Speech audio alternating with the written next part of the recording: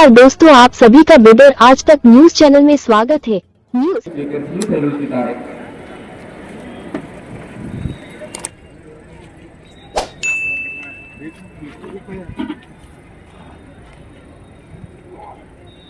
ವಿಶ್ವದ ಬೃಹತ್ ಪ್ರಜಾಪ್ರಭುತ್ವ ರಾಷ್ಟ್ರ, ಬೃಹತ್ ಸಂವಿಧಾನವನ್ನು ಹೊಂದಿರುವಂತಹ ನಮ್ಮ ಹೆಮ್ಮೆಯ ಗಣತಂತ್ರ ದಿವಸ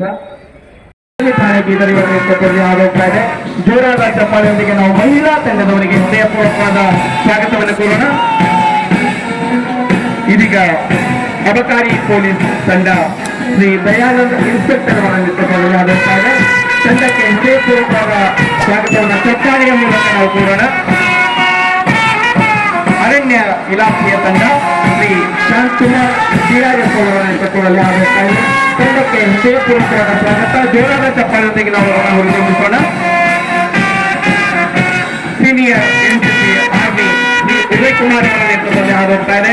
ತಂಡದವರಿಗೆ ಹೃದಯಪೂರ್ವಕವಾದ ಚಪ್ಪಾಳೆಯನ್ನು ತಪ್ಪಿ ಸ್ವಾಗತಿಸೋಣ. ಜೂನಿಯರ್ ಎನ್ಸಿಸಿ ಪವನ್ ಕುಮಾರ್ ಅವರ ನೇತೃತ್ವದಲ್ಲಿ ಆರೋಗ್ತಾ ಇದೆ. ಆ ಜೂನಿಯರ್ ಎನ್ಸಿಸಿ ಎಲ್ಲ ಮಕ್ಕಳಿಗೆ ಹೃದಯಪೂರ್ವಕವಾದ ಸ್ವಾಗತವನ್ನು ಚಪ್ಪಾಳೆಯೊಂದಿಗೆ ಸಲ್ಲಿಸೋಣ. ಏರ್ವಿಂಗ್ ಎನ್ಸಿಸಿ ಸಿವಿಲ್ಸ್ ಸಾಕ್ಷಿ ಮಾರ್ಕೆಟಿವ್ ಅವರ ನೇತೃತ್ವದ ತಂಡ ಇದೀಗ ವೇದಿಕೆಯ ಮುಂಭಾಗದಿಂದ ಆಗೋಗ್ತಾ ಇದೆ. ಆ ತಂಡದವರಿಗೆ ಹೃದಯಪೂರ್ವಕವಾದ ಸ್ವಾಗತವನ್ನು ಜೋರಾದ ಚಪ್ಪಾಳೆಯೊಂದಿಗೆ ಕೋರೋಣ.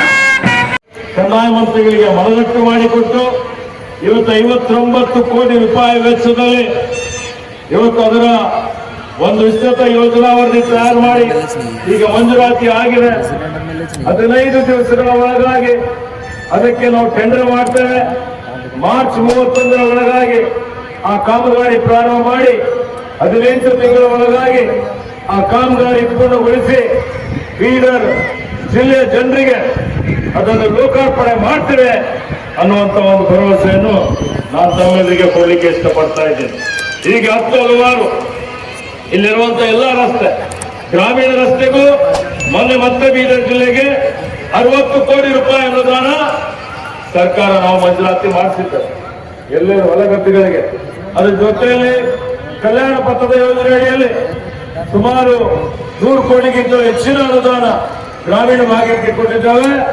ಮತ್ತೆ ಪ್ರಗತಿ ಪಥದಲ್ಲಿನೂ ಇನ್ನು ಹೆಚ್ಚಿನ ಅನುದಾನ ಕೊಡ್ಲಿಕ್ಕೆ ನಾನು ನಮ್ಮ ಸ್ನೇಹಿತರಾದಂತಹ ಪ್ರಿಯಾಂಕ್ ಖರ್ಗೆ ಅವರಿಗೆ ಈಗಾಗಲೇ ಮಾತನಾಡಿ ಹೇಳಿದ್ದಾರೆ.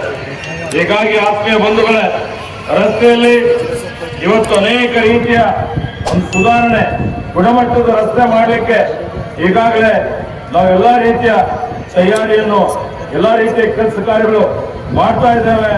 ಅದರಲ್ಲಿ ವಿಶೇಷವಾಗಿ ಇವತ್ತು KKRDB ಅಡಿಯಲ್ಲಿನೂ ರಿಂಗ್ ರೋಡ್ ಇದೆ ಬೀದರ್ಗೆ, ಸ್ವಲ್ಪ 70% ಮುಗಿದಿತ್ತು.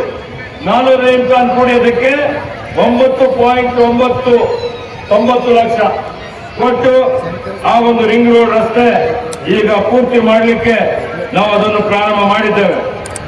ಅದೇ ರೀತಿಯಲ್ಲಿ ಬಾಲ್ಕಿಯಲ್ಲಿ 16 ಕೋಟಿಯ ಒಂದು ಕ್ರೀಡಾಂಗಣ ನಿರ್ಮಾಣ ಮಾಡ್ತಾ ಇದ್ದೇವೆ. ಹೊಸ ಆಸ್ಪತ್ರೆ ನಿರ್ಮಾಣ ಮಾಡಲಿಕ್ಕೆ 15 ಕೋಟಿ ರೂಪಾಯಿ ಅದರಲ್ಲಿ ಕೊಟ್ಟಿದ್ದೇವೆ. ಹೀಗೆ ಸುಮಾರು ಎಲ್ಲ ಕಡೆ ಸಾವಿರಾರು ಇವತ್ತು ಅನೇಕ ರೀತಿಯಲ್ಲಿ ಇವತ್ತು ನಾವು ಅಭಿವೃದ್ಧಿ ಪರ ಕೆಲಸ ಕಾರ್ಯ ನಡೀತಾ ಇದೆ. ಈಗ ನೋಡಿ, ಕಂದಾಯ ಇಲಾಖೆ ಅತ್ಯಂತ ಮಹತ್ವದಾದಂಥದ್ದು.